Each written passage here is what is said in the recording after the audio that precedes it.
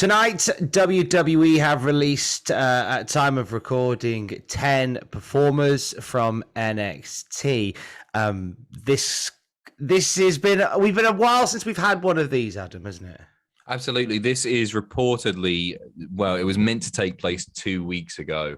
WWE releasing dividends to their shareholders. So it makes me at least think that maybe they waited to get that out of the way before releasing more talent. Some pretty big NXT names on this list. There is indeed. We're going to go through them now. First one, I mean, this one, just as we were getting set to record, this one got announced that Dexter Lumis now gone. This. Absolutely gutted, because he's so good. And if there's anybody on NXT 2.0 with a really sort of clearly defined character who has lots of stuff to do, and like his whole thing with indie as well, the index stuff has been really over. It's been really entertaining to watch. I think this is perhaps the most shocking one on this list. Joined back in February of 2019. He was part of the Breakout tournament then that brought quite a few members of the NXT roster through that way. He's feuded with the likes of Cameron Grimes, Johnny Gargano, recently Duke Hudson, with, as you say, their partners involved as well. He's got 2 cinematic matches to his name. No championships in NXT, but 2 cinematic matches. And he hosted NXT New Year's Evil. So, as you say, a very well-rounded character that knows what they're about. So it is a surprise. And you could argue he is one of the headliners of the first NXT 2.0 show, because there was the wedding that headlined it. The fact that he's gone from hosting one of their special events to now being released not too long after is very, very surprising indeed. Another one that I'm totally gutted about next is Malcolm Bivens. And I don't want to sound like I'm going, overboard with this, but truly I think Bivens is one of the best mouthpieces in all of wrestling. And given the right storylines, the right people to work with, I honestly think he could have been the next Bobby Heenan. I think he's that good. And you know what? Your sentiment is echoed online. If you search out Malcolm Bivens tonight, you'll see so many people, so many peers in the industry going to bat for Malcolm Bivens, saying exactly what you said there. He signed back in 2019. He had Indu Share in his stable for a bit. Tyler Rust, Diamond Mine recently. The original plan for Diamond Mine, like they had the entire team set up. And from that original team to now, only Roderick Strong is left. Like everybody else has gone from it. Fightful are reporting that Bivens was actually offered a new deal back in February, and he turned it down. Do you think that has any bearing on the decision today? I hope he's got somewhere to go quickly. I imagine he will get totally snapped up. WWE in recent times, at least, have not supported managers in the way that they should have, and they really could have had one of their greatest managers ever in Malcolm Bivens. WWE's loss is going to be somebody else's gain. He is going to be massive. He's going to do stand-up as well in a couple of weeks' time. Check out his Twitter for that one. Dakota Kai gone from the company. Back now, a real long-standing member of NXT, joined back in 2016, like the end of 2016, and she's had feuds with the likes of Shayna Baszler, Tegan Knox, Raquel Gonzalez, now Raquel Rodriguez. She leaves as a 2-time NXT Women's Champion.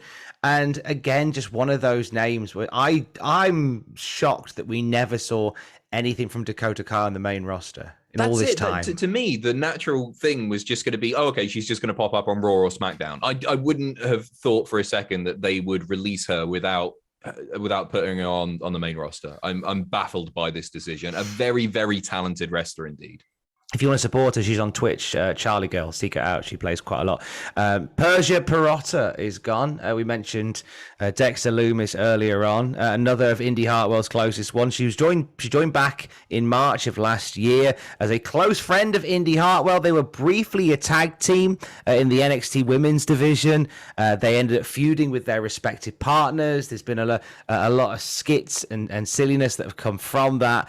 Fightful spoke to Doudrop recently, and she credits Persia Pirotta for helping her get settled in America. So there's a lot of love for Pirotta backstage, it seems. For sure.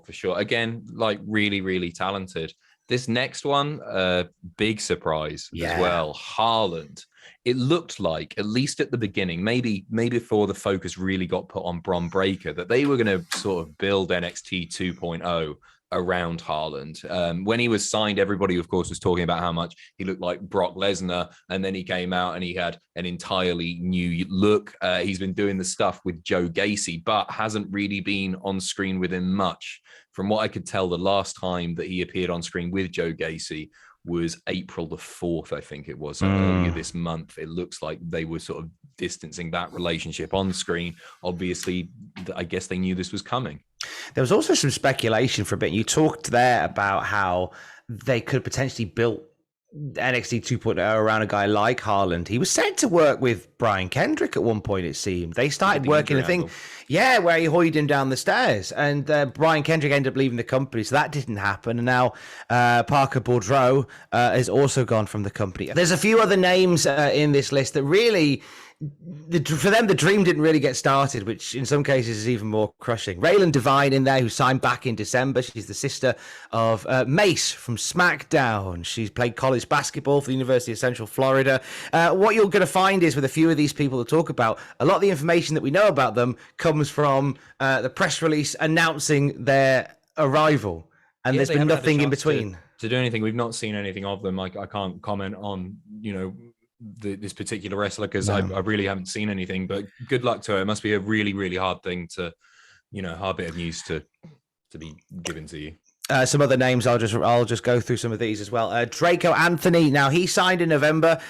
He was very touted as like a standout from Booker T's Academy. There's video stuff of him and Triple H chatting about him wanting to become a star. He's a U.S. Marine Corps veteran as well. He's been doing some. I think we've seen him a few times on Level Up and a few other places like that. But again, nothing substantial done with him. Mila Milani, who signed back in November, yet to make an NXT debut officially. And Sanjana George is another one. Now, Sanjana George, the last we heard about her was they figured out her NXT name. She was going to be Vish Kanya. She's an MMA fighter from India who, again, didn't get out of the blocks. I don't think she got a chance to use her new WWE name at all, from what I can tell, which is surprising. An NXT referee let go as well in Blair Baldwin. Now, Blair was kind of embroiled in a weird bit of scuttle online when WWE changed her name from Chloe Christmas to Paige. The Paige fan base was a bit weird about that, and then they changed it to Blair Baldwin. And this one's really, you don't want to take it too personal because, this is a business at the end of the day, and this is what we'll come back to. But, when you see somebody tweeting about how excited they are to get up for work the next day, like that's the last thing you tweet. It's really, honestly, it's tough. I looked through her Twitter and it's a relentless stream of positivity, and she was really living the dream. And yeah, you're right. It's business and anything, but they're human beings, aren't they? And that must be just a horrible thing to be dealing with. So that is as it stands tonight.